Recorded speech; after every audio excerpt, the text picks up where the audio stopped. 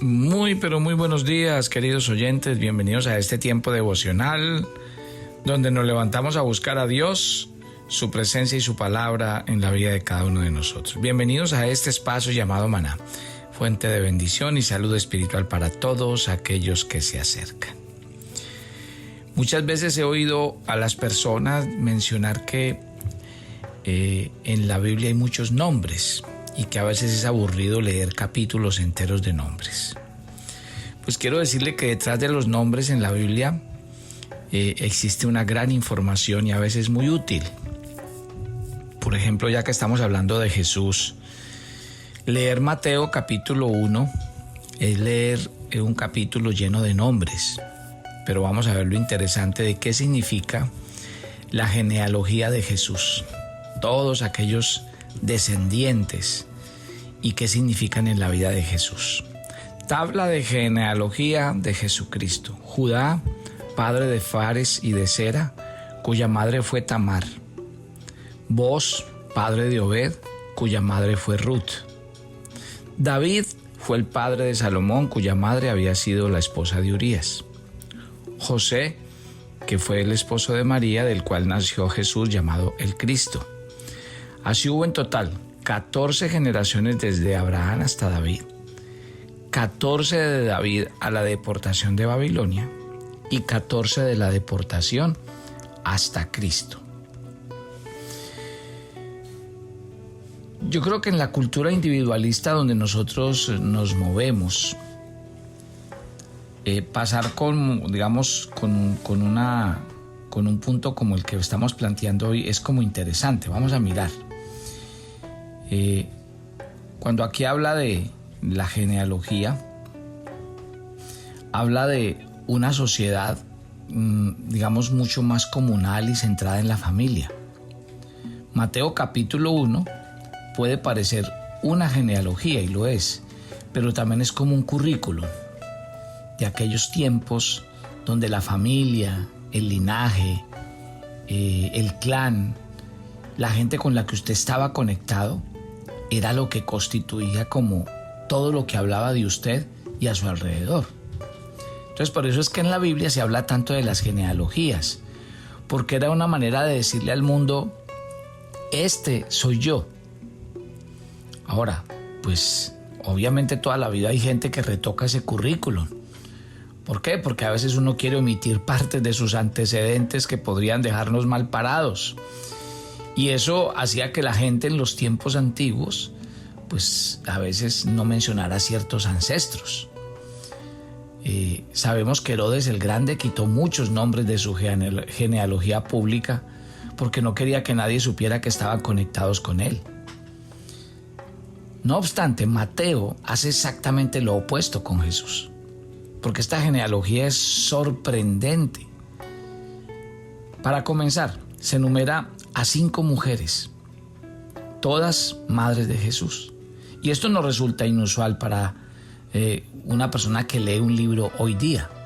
Pero en las antiguas sociedades patriarcales, déjeme decirle una cosa, jamás se nombraba a una mujer en esas listas, mucho menos a 5, porque en aquellas culturas se podía decir que las mujeres eran marginadas de género. Pero sin embargo, mire que Mateo habla de Jesús y la mayoría de las mujeres en el currículum de Jesús eran mujeres gentiles. Mire que ahí están hablando de Tamar, de Rahab, de Ruth, 2 cananeas y una moabita. Para los antiguos judíos, acuérdense, esas naciones eran impuras, no se les permitía entrar al tabernáculo o al templo para adorar. O sea, estas mujeres no solamente eran marginadas por su género, sino también marginadas raciales. Y sin embargo, están en la genealogía de Jesús. Sigamos avanzando de cosas que sorprenden de la genealogía. Al nombrar a estas mujeres en particular, Mateo deliberadamente recuerda a todos los lectores algunos de los incidentes más sórdidos, desagradables e inmorales de la Biblia. Por ejemplo, acuérdese que menciona a Judá, que fue el padre de Fares y Zera, cuya madre fue Tamar, dice el versículo 3. Y recuerde lo que sucedió, que Tamar engañó a su suegro para que durmiera con ella. Y aunque en la historia completa también queda claro que Judá había sido injusto con ella, fue un acto de incesto, que en toda la Biblia está considerado como algo contrario a la ley de Dios. Pero aunque Jesús descendió de Fares y Zera, Mateo los incluye a ellos, a Judá y a Tamar, para asegurarse de que tengamos toda la historia en mente. De esa familia disfuncional provino el Mesías. También nos habla de Rahab en el versículo 5 de este Mateo 1. Rahab no solamente era cananea, era una prostituta. Y allí dice que esta mujer está entre los ancestros de Jesús. También nos hablan del rey David. El rey David hizo parte, y Mateo añade en esta genealogía que David fue el padre de Salomón, cuya madre había sido la esposa de Urías. Ustedes y yo conocemos perfectamente la historia. Mire que ni siquiera quieren mencionar, hablan de la esposa de David, no hablan ni siquiera por nombre propio de Betsabé. Pero Mateo nos invita a recordar un capítulo trágico y terrible de la historia de Israel. Cuando David era fugitivo, que huía del rey Saúl para salvar sus vidas, un grupo de hombres salió con él al desierto. Se llamaron los valientes de David. Y todos ellos arriesgaron todo por él. Y acuérdese, Urías fue uno de ellos. Un amigo a quien David le debía la vida. Sin embargo, años después, cuando David era rey, se fijó en su esposa, Betsabé, la deseó, durmió con ella, luego hizo los arreglos para que Urías lo asesinaran y así poder casarse con ella. Lo hizo, y uno de sus hijos fue Salomón, del cual descendía Jesús. ¿Sabes por qué Mateo omite el nombre de Betsabé? No es para despreciarla, es una crítica feroz a David. Y de esa familia disfuncional y de ese hombre con profundos defectos vino el Mesías. Aquí tenemos entonces en esta lista tenemos marginados morales, adúlteros, relaciones incestuosas, prostitutas. Se nos recuerda que hasta los ancestros masculinos más prominentes, que eran Judá y David, eran hombres que también tenían demasiados pecados encima. Tenemos marginados culturales, raciales y de género, porque la ley de Moisés apartaba a estas personas de la presencia de Dios y sin embargo a todos se los reconoce públicamente como antepasados de Jesús. ¿Y qué significa todo esto? Primero, nos muestra que la gente que está excluida por la cultura, por la sociedad respetable, por la ley de Dios, puede entrar en la familia de Jesús. Que no importa cuál es tu genealogía, tu pasado, no importa lo que hayas hecho, si hiciste algo demasiado malo para el mundo, para la sociedad, si te arrepientes y crees en Él, la gracia del Señor puede cubrir tu pecado y unirte a Él. Así es. La falta de santidad en el Antiguo Testamento era considerada contagiosa, por así decirlo, y a las personas debían mantenérselas alejadas, pero Jesús revierte esa realidad. La santidad y la bondad del Señor no pueden contaminarse por el contacto con nosotros. En cambio, su santidad nos contagia a nosotros en el contacto con Él.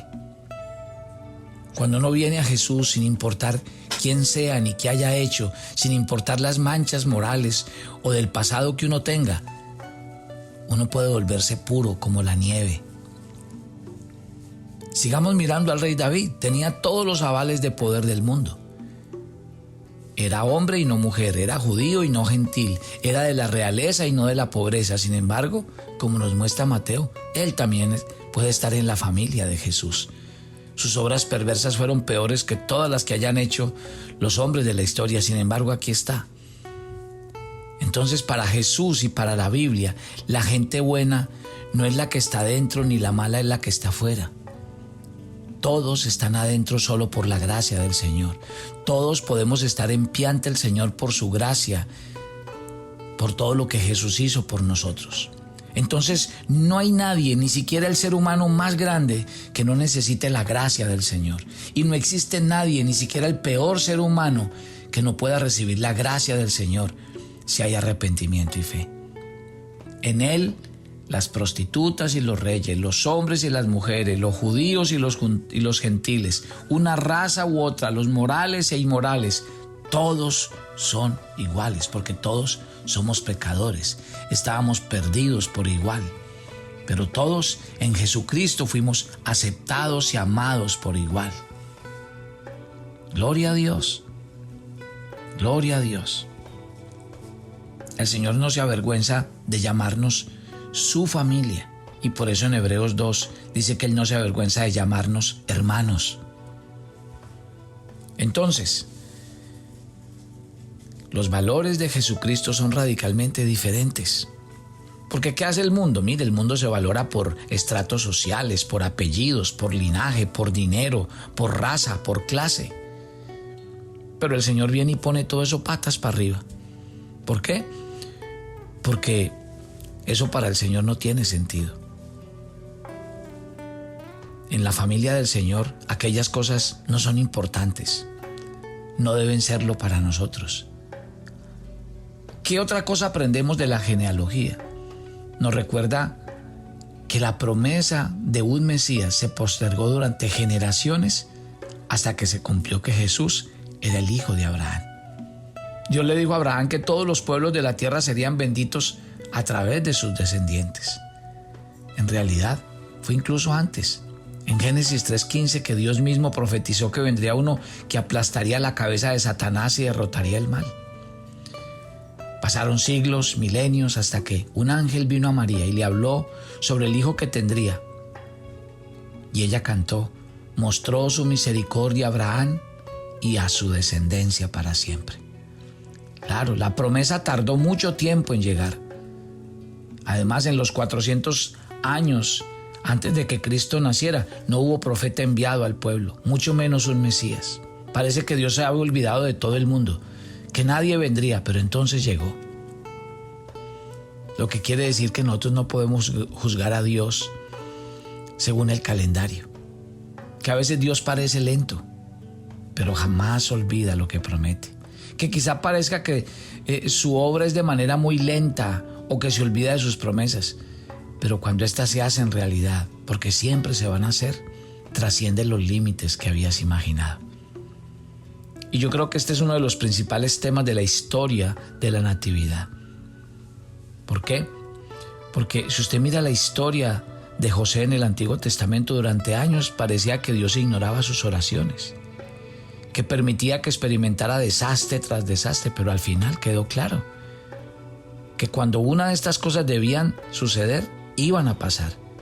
José hasta pudo decirle a sus hermanos que lo habían vendido como esclavo. Ustedes pensaron en hacerme mal, pero Dios lo usó para bien. Lo mismo piensa en Jesús. Cuando lo llamaron para que sanara a una niña enferma de muerte y se detuvo a ocuparse de otra persona, dando lugar a que la niña muriera, su sentido del momento oportuno parecía completamente equivocado. No, Él llegó cuando tenía que llegar. Y la gracia de Dios prácticamente nunca opera dentro de nuestros tiempos humanos, dentro de nuestra razón humana. ¿Por qué? Porque el Señor no sigue nuestras agendas, sigue menos nuestros esquemas. Cuando Jesús le habló a Jairo, en ese pasaje, cuando la mujer acababa de morir, le dijo, cree. Era como decir, si quieres imponerme tus tiempos, nunca sentirás que te amo y será tu culpa, porque yo sí te amo y cumpliré mis promesas. Dios parece olvidar sus promesas, pero se manifiesta de manera que no podemos imaginar antes de que ésta suceda. Y la venida del Mesías es eso. Este Mesías que no nació en un castillo, sino en un abrevadero, en un pesebre, que frustró todas las expectativas, pero solo al venir en debilidad y morir en la cruz pudo salvarnos. Dios cumplió su promesa. Y eso es lo importante. Y aquí uno ve el equilibrio. Aquí uno lo ve. ¿Sabe por qué? Porque Dios usó todas, absolutamente todas sus promesas para venir y decirnos que Navidad significa que Dios está llevando a cabo sus propósitos, que cumplirá sus promesas, como lo dice la Escritura. Y por último, ¿qué más nos dicen las genealogías? Que Jesús es el el reposo de Dios. Al final de la genealogía, Mateo le da mucha importancia a los números de la genealogía. Mire que en el capítulo 1, verso 17 de este Mateo que estamos leyendo, dice que hubo 14 generaciones después de Abraham hasta David. 14 generaciones desde David hasta el exilio en Babilonia y 14 desde el exilio hasta Cristo. Entonces, pongámoslo así, hubo 6 sietes de generaciones y eso hace que Jesús sea el comienzo del séptimo 7. ¿Y eso qué significa en la Biblia? No, ni más ni menos que el número 7,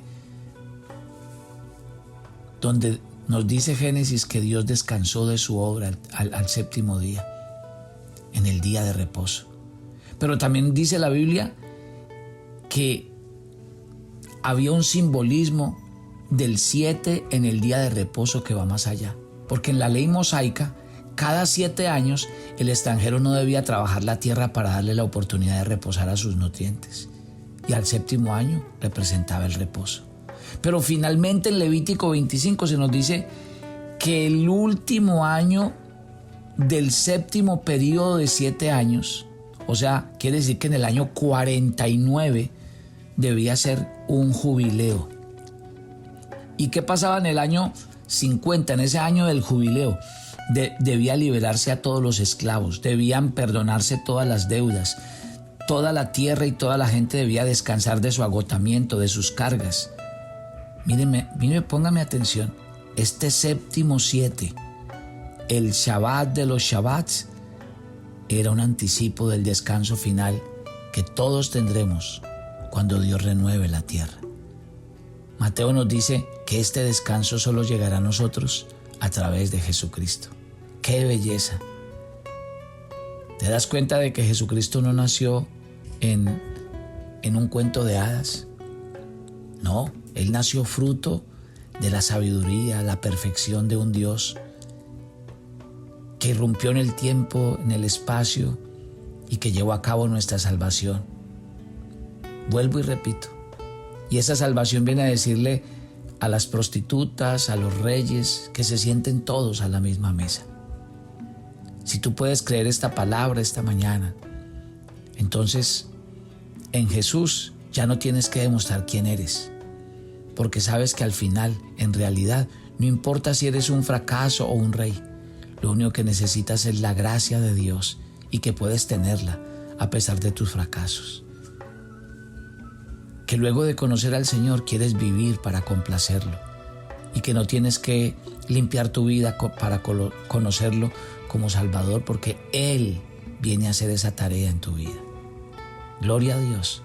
Navidad nos dice que aunque parezca lo contrario, nuestro buen Dios tiene el control de la historia y algún día pondrá las cosas en su lugar. Gracias, Padre, por esta mañana y por el comenzar de este nuevo día. Te quiero entregar nuestras vidas y nuestros corazones y quiero rogarte que vayas delante de nosotros, cuidándonos, sustentándonos y guardándonos.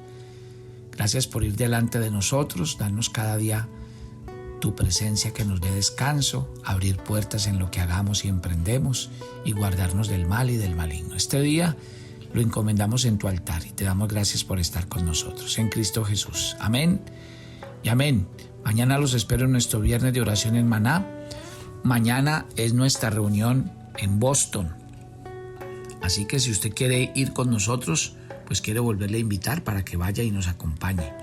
El número de la persona encargada del evento a quien usted puede llamar para que le dé detalles es el número 781-605-7034.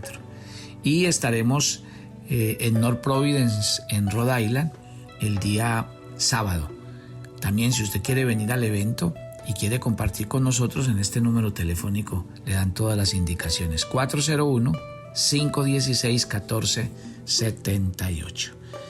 Y yo los espero este domingo en nuestra reunión familiar de Maná. Bendiciones para todos.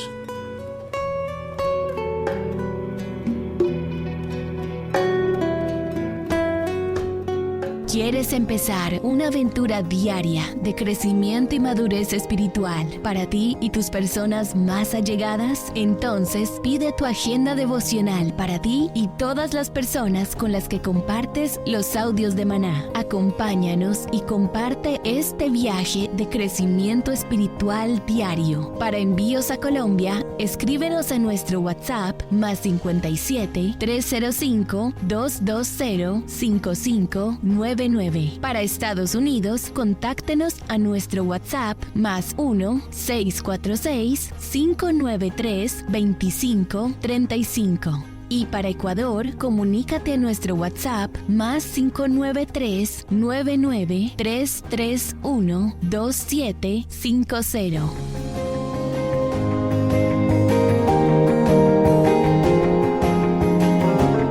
Toma tu agenda devocional Maná. El pasaje sugerido para la lectura en tu devocional personal el día de hoy es Efesios 4, del 26 al 27. Podemos sentir ira, y eso no está mal. El problema es cuando no nos controlamos al estar airados. Así quien gana es el enemigo. Nunca olvides que es el Espíritu Santo quien te controla, así que entrégale tus emociones a Él. Te invitamos ahora a que respondas las preguntas que encuentras en tu agenda que te llevarán a conocer cada vez más a Dios y crecer en tu vida espiritual. Y para confirmar tus respuestas, visita nuestra cuenta de Facebook Devocional Maná.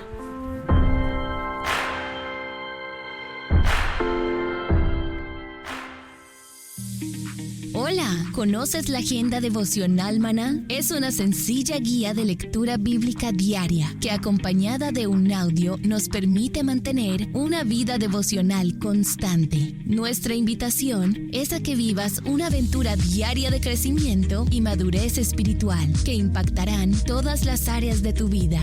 Para más información y envíos en Colombia, escríbenos a nuestro WhatsApp +57 305 220 5599. Para Estados Unidos, contáctanos a nuestro WhatsApp +1 646 593 2535. Y para Ecuador, comunícate a nuestro WhatsApp +593 993312.